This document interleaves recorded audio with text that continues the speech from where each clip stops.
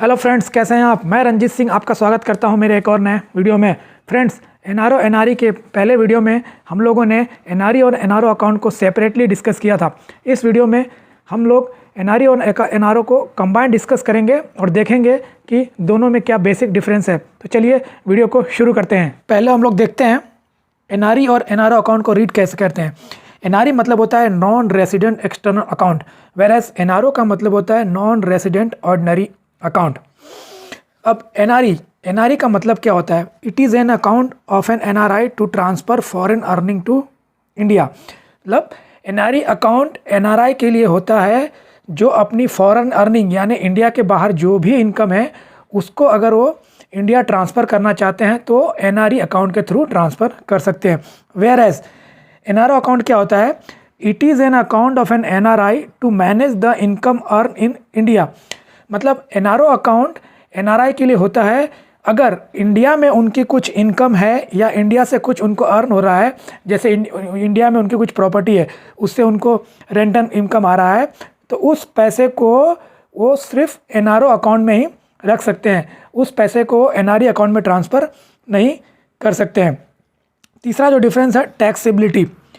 NRE account में interest earn is tax free, यानी आपका जो भी एनआरई अकाउंट में जो भी पैसा होगा उस पर आपको जितना भी इंटरेस्ट मिलेगा वो टोटली टैक्स फ्री होगा, उस पर किसी भी तरह का टैक्स नहीं लगेगा। वेयर एज एनआरओ अकाउंट में इंटरेस्ट अर्न इज टैक्सेबल, वहीं एनआरओ अकाउंट में आपका जितना भी पैसा होगा उस पर आपको जो इंटरेस्ट मिलेगा वो टैक्सेबल होगा, उस पर लगभग 30% का टैक्स लगेगा जो भी इंटरेस्ट अर्न अमाउंट होगा। चौथा डिफरेंस है रीपैट्रिएबिलिटी। एनआरई अकाउंट में जो भी आपका अमाउंट होगा, principal amount plus earning amount, उसको आप इजीली रिपैट्रिएट कर सकते हो। मतलब उस पैसे को आप फौरन वापस ले सकते हो अपना इंडिया के बाहर आपका जो भी अकाउंट है उसमें आप उसको इजीली ट्रांसफ़र कर सकते हो। वेयरएज एनआरओ अकाउंट में can repatriate the interest amount, the principal amount can be repatriated within the set limit। लेकिन एनआरओ अकाउंट में आपको जो भी इंटरेस्ट मिलता है आपके प्रिंसिपल अमाउंट पे, उस पैसे को आप फ़ौरन ट्रांसफ़र कर सकते हो अपने विदेश के अकाउंट में। लेकिन आपका जो प्रिंसिपल अमाउंट होगा उस पर कुछ लिमिटेशन है, वो पूरा का पूरा पैसा आप ट्रांसफ़र नहीं कर सकते हो और प्रिंसिपल अमाउंट को एक लिमिट तक ही ट्रांसफ़र कर सकते हो। उसके लिए आपको चार्टेड अकाउंट का हेल्प लेना पड़ेगा, उसके द्वारा ही आप एनआरओ के प्रिंसिपल अमाउंट को इंडिया के बाहर रिपैट्रिएट कर सकते हैं। पांचवा इसका डिफरेंस है जॉइंट अकाउंट। एनआरई अकाउंट में can be open by two NRI.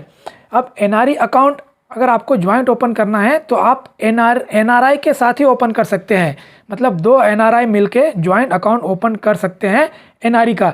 लेकिन अगर एक 1 पर्सन एनआरआई है और दूसरा इंडियन रेसिडेंट है तो वो दोनों मिलके एनआरई अकाउंट ओपन नहीं कर सकते।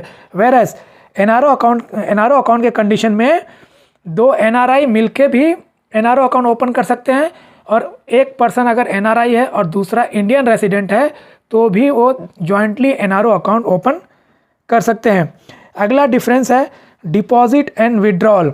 जैसे कि एनआरआई में आप फॉरेन करेंसी ही डिपॉजिट करते हैं और आप इंडियन करेंसी विड्रॉ कर सकते हैं, लेकिन एनआरओ अकाउंट में आप फॉरेन करेंसी प्लस इंडिया की आपकी जो अर्निंग है उसको भी डिपॉजिट कर सकते हैं और इंडियन करेंसी विड्रॉ कर सकते हैं।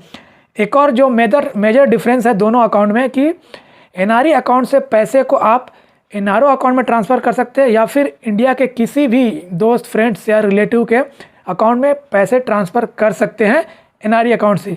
लेकिन एनआरओ अकाउंट से आपको अगर एनआरई अकाउंट में पैसे ट्रांसफ़र करना है तो ईज़िली ट्रांसफ़र नहीं होगा।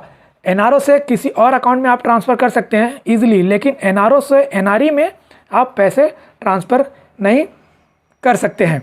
और दूसरा डिफरेंट है एक्सचेंज रेट रिस्क। जब भी आप एनआरई अकाउंट में पैसे डिपॉजिट करेंगे तो उस पर करेंसी फ्लक्चुएशन का रिस्क रहेगा। अगर इंडियन करेंसी अगर वीक रहेगी तो आपका ज़्यादा इंडियन करेंसी एनआरई अकाउंट में डिपॉजिट होगा। अगर इंडियन करेंसी अगर उस वक्त एक स्ट्रॉन्ग रहेगी तो आपका कम पैसा एनआरई अकाउंट में इंडियन रुपीज़ में डिपॉजिट होगा। लेकिन ये रिस्क एनआरओ अकाउंट में नहीं होता है, क्योंकि हम एनआरओ अकाउंट में इंडियन अर्निंग यानी इंडियन रुपीज़ ही डिपॉजिट करते हैं। तो ये बेसिक डिफरेंस था एनआरओ और एनआरई अकाउंट में। आशा करता हूँ कि ये वीडियो आपको अच्छी लगी होगी। अगर आपको ये वीडियो अच्छी लगी हो तो वीडियो को लाइक कीजिएगा, शेयर कीजिएगा और चैनल को सब्सक्राइब करना ना भूलिएगा। धन्यवाद।